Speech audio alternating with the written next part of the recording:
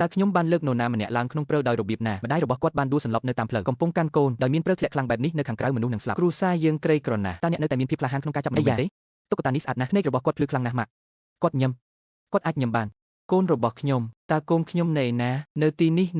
ះបងស្រីកុំបារម្ភអី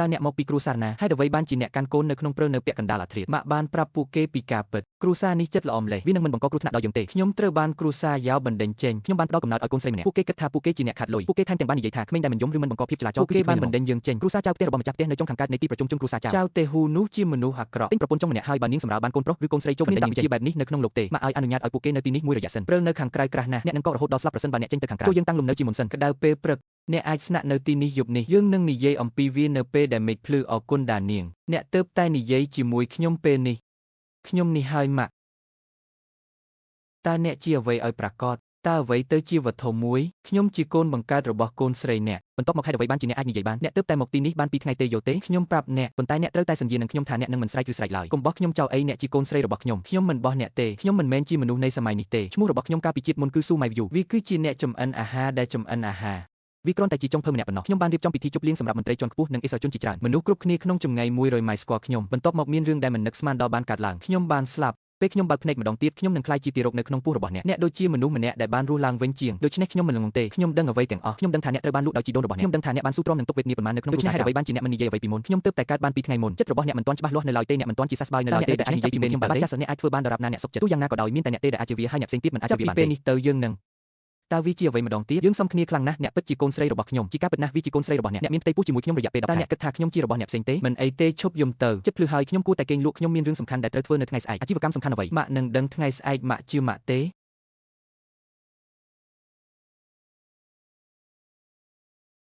ខ្ញុំជឿអ្នកដូច្នេះរស់នៅឲ្យបានល្អម៉ាក់ឲ្យកូននឹងធ្វើឲ្យម៉ាក់មានជីវិតល្អក្នុងជីវិតនេះម៉ាក់ថ្ងៃនេះបន្ថែមម្ហូបមួយមុខទៀតត្រីតូចមួយចំនួននេះមិនគ្រប់គ្រាន់ដើម្បីបំពេញចន្លោះធ្មេញទេម៉ាក់ឲ្យសុំធ្វើស៊ុបត្រីមួយចានឲ្យបងស្រីនីអានផងនាងត្រូវការជាសះស្បើយបន្ទាប់ពីសម្រាលកូនម៉ាក់ឲ្យតើខ្ញុំបានប្រាប់អ្នកពីអ្វីគ្រូសានេះចិត្តល្អម្លេះព្រះករុណាឲ្យអ្នកអាចធំក្លិនវាបាន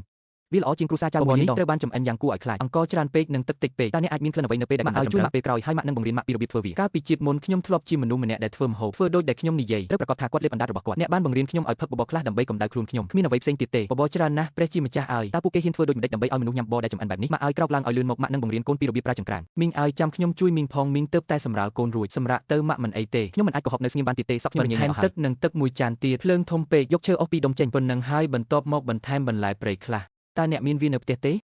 អ្នកក៏អាចចម្អិនបានដែរក្លិនឈ្ងុយណាស់បងស្រីអានតើបងស្រីដាក់អ្វីក្នុងនោះខ្ញុំទើបតែបន្ថែមបន្លែព្រៃនិងអំបិលខ្លះនេះពិតជាឆ្នាំងបពីមុនមែនកូនស្រីជាទីស្រឡាញ់របស់ម៉ាក់ជំនាញធ្វើម្ហូបរបស់កូនពិតជាពិសេសណាស់ម៉ាក់បានឃើញទេតើខ្ញុំបាននិយាយអ្វីថ្ងៃល្អចាប់ផ្ដើមជាមួយឆ្នាំងបបរនេះពូនោះឡើងក្រហមតើគាត់លួចស្រឡាញ់ឯងមែនទេពិតមកទៅបងស្រីនីអានតើលោកអាចចម្អិនអាហារឲ្យពួកយើងជារៀងរាល់ថ្ងៃចាប់ពីពេលនេះទៅបានទេសូបិនលើពួកគេជាភ្ញៀវមិនមែនជាចុងភៅរបស់យើងទេម្ដាយបានស្នាក់នៅគ្រួសារនេះសំនឹងទទួលបានការយកចិត្តទុកដាក់ពីមីងតើខ្ញុំអាចស្នាក់នៅបានទេខ្ញុំអាចធ្វើការងារអ្វីក៏បានខ្ញុំអាចចម្អិនអាហារបោកគក់និងបោសសម្អាតបានសូមមេត្តានៅទីនេះជាមុនសិនចូលយើងនិយាយអំពីវានៅពេលដែលនីតិក្រដើមមកដល់ហាហ្វូប៉ៅហេតុអ្វីបានជាអ្នកមានអាកប្បកិរិយាល្អម្លេះនាងមិនយំឬអ៊ូតំទេហើយនាងថែមទាំងសាច់ទៀតផងបងស្រីនាងអានញឹមម្ដងទៀតតើគាត់យល់ពីអ្វីដែលខ្ញុំបាននិយាយទេប្រហែលជាក្មេងនេះឆ្លាតណាស់ជាការពិតណាស់ខ្ញុំឆ្លាតណាស់កាលពីជាតិមុនម៉ាក់តាបដំណើរការយ៉ាងដូចម្ដេចដាំឲ្យពុះលើភ្លើងតិចដូចដែលអ្នកបាននិយាយបន្ថែមផ្លែត្នោតក្រហមហាន់ជាចំ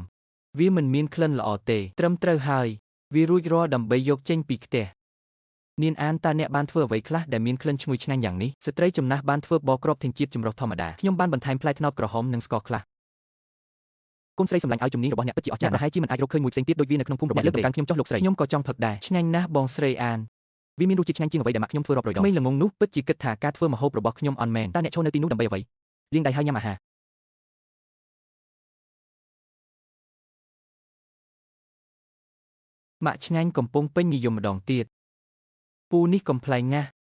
់ម្ដាយនេះអានជី តើអ្នកញ៉ាំអាហារបានល្អជារៀងរាល់ថ្ងៃនៅពេលដែលអ្នករស់នៅក្នុងគ្រួសារយ៉ាវដែរឬទេទេខ្ញុំជាប្រពន្ធចុងដែលត្រូវបានគេទិញអ្នកស្រីចៅមិនចូលចិត្តខ្ញុំទេថាអ្នកស្រីយ៉ាវអាក្រក់ម្លេះម្ចាស់ផ្ទះក៏មិនល្អដែរបងស្រីនីអានកុំមើលបងប្រុសខ្ញុំអីតាមពិតទៅខ្ញុំមានចិត្តសប្បុរសណាស់កាលខ្ញុំនៅតូចគាត់ការពារខ្ញុំឆ្លោះជាមួយក្មេងចាស់នៅក្នុងភូមិម្ដាយរបស់គាត់មិនមានជំនាញអ្វីនៅផ្ទះទេមីងលីម៉ាក់ខ្ញុំនៅក្នុងផ្ទះអយនេះជាបរិសុទ្ធថ្មីនៅក្នុងគ្រួសាររបស់អ្នកខ្ញុំបានឮថាបងស្រីលីដែលមកពីគ្រួសារចៅមានការងារត្រូវធ្វើខ្ញុំគ្រាន់តែចង់សួរថាអ្នកបានធ្វើអ្វីខ្លះនៅព្រឹកនេះខ្ញុំអាចធំក្លិនវាពីផ្ទះក្បែរនោះវាមានក្លិនឈ្ងុយណាស់រហូតដល់មាត់ខ្ញុំស្រក់មានបងខ្លះដែលនៅសល់ពីការចំអិនរបស់កូនស្រីខ្ញុំតើអ្នកចង់សាកល្បងវាទេកូនស្រីឲ្យតើអ្នកធ្វើបបរនេះដោយរបៀបណាខ្ញុំបានចំអិនបបរពេញមួយជីវិតរបស់ខ្ញុំប៉ុន្តែខ្ញុំមិនដែលអាចទទួលបានរសជាតិផ្លែក្រហមខ្លះនៅពេលដែលកម្ដៅគ្រប់គ្រាន់ក្មេងស្រីឲ្យជំនាញរបស់អ្នកគ្រប់គ្រាន់ដើម្បីបើកហាងមួយវាល្អជាងហាងលក់បបររបស់អូនយ៉េងក្នុងក្រុងដល់ទៅ10ដងខ្ញុំនឹងទៅឥឡូវនេះមីងលីនិយាយត្រូវយើងអាចបង្កើតតូបលក់អាហារបានតើពួកគេទទួលបានដើមទុននៃណាសូមឲ្យពូឆេនឡើងលើភ្នំហើយបេះបន្លែព្រៃនិងផ្សិតមួយចំនួនបបបាញ់សត្វព្រៃមួយចំនួនទៀតទាំងនេះគឺឥតគិតថ្លៃខ្ញុំនឹងបង្រៀនអ្នកពីរបៀបធ្វើម្ហូបសាមញ្ញមួយចំនួនតម្លៃទាបលក់ដាច់ខ្លាំងស្ត្រីចំណាស់ខ្ញុំចង់ពិភាក្សាអ្វីមួយជាមួយអ្នកមីងខ្ញុំចង់បើកតូបលក់ដូរនៅផ្សារខ្ញុំនឹងផ្ដល់ឲ្យអ្នកពាក់កណ្ដាលនៃប្រាក់ដែលខ្ញុំរកបានអ្នកទើបតែសម្រាលកូនរួចហើយរាងកាយរបស់អ្នកមិនទាន់ជាសះស្បើយពេញលេញនៅឡើយទេសុខភាពខ្ញុំល្អខ្ញុំគ្មានដើមទុនទេប៉ុន្តែខ្ញុំមានជំនាញមួយមីងលីបាននិយាយថាបបរដែលខ្ញុំចំអិនឆ្ងាញ់ជាងបបរដែលលក់នៅក្នុងទីក្រុងទៅទៀតខ្ញុំមាននេះជាអ្វីដែលខ្ញុំបានសន្សំទុកដំបូងឡើយខ្ញុំមានបំណងរក្សាទុកវាសម្រាប់ពិធីមង្គលការរបស់ខ្ញុំដំបូងអ្នកប្រើជំនាញរបស់អ្នកនោះជាអ្វីដែលអ្នកបានសន្សំអស់រយៈពេល3ឆ្នាំម្ហូបរបស់ម៉ាក់ឆ្ងាញ់ណាស់អាចរកចំណូលបានវិញបងប្រុសសិប្បករខ្ញុំមិនអាចសុំលុយអ្នករៀបការបានទេម៉ាក់ឲ្យពូនេះចិត្តល្អណាស់អ្នកត្រូវតែទទួលយកវាយើងនឹងសងគាត់វិញ10ដងនៃប្រាក់ដែលយើងរកបានបងប្រុសសិប្បករឲ្យសូមចាត់ទុកប្រាក់នេះជាប្រាក់កម្ចីខ្ញុំនឹងសងអ្នកវិញក្នុងរយៈពេល1ខែកុំឲ្យយើងខ្ចីលុយគេនេះអានចូលធ្វើការងាររបស់អ្នកនៅផ្ទះទៅជាមួយខ្ញុំស៊ីងអ៊ឺនិងប្អូនស្រីនីអាននៅទីនេះខ្ញុំនឹងជួយអ្នកអរគុណមីងសូមអរគុណ China ម៉ាក់ឲ្យមានរបស់ល្អច្រើនណាស់នៅលើភ្នំនេះមើលចុះដើមឈើទាំងនោះមានផ្សិតព្រៃហើយនៅទីនោះមានខ្ទឹមបារាំងព្រៃបងប្រុសសិប្បករមានរបស់ជាច្រើននៅលើភ្នំនេះអ្នកធ្លាប់មកទីនេះញឹកញាប់ការអ្នកនៅទុំកាប់ឈើតើអ្នកបបាញ់អ្វីទុនសាយនឹងខ្ងោកពេលខ្លះគាត់ត្រូវបានគេស្នើសុំឲ្យបបាញ់សត្វក្តានស៊ុបសត្វខ្ងោកជាមួយនឹងផេនខេកបន្លែព្រៃជំនាញអស្ចារ្យណាស់បងប្រុសតើអ្នកអាចចាប់មាន់ព្រៃបានទេខ្ញុំចង់សាកល្បងបង្កើតហ្គេមថ្មីដែលស៊ីលាមកតើគ្រប់គ្រាន់ហើយឬនៅពូរបស់ខ្ញុំម្នាក់នេះមិនត្រឹមតែពូកែកាប់ឈើប៉ុណ្ណោះទេគាត់ក៏ជាអ្នកបាញ់កាំភ្លើងធំម្នាក់ដែរខ្ញុំបានវីមាសហើយ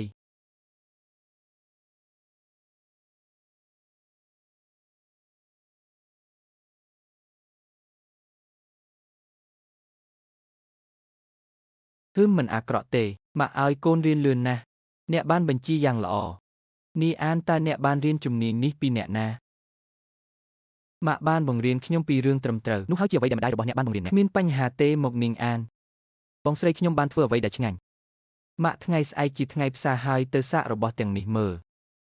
នរណាម្នាក់ប្រកាសជានឹងទិញវាម៉ាក់នឹងជួបខ្ញុំនៅថ្ងៃស្អែកឆ្នាំងមាសដំបូងរបស់យើងបានចាប់ផ្ដើមជាមួយស៊ុបនេះ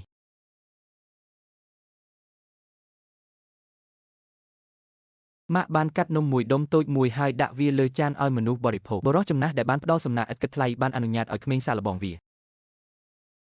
ជីតាចង់បានច្រើនជាងនេះ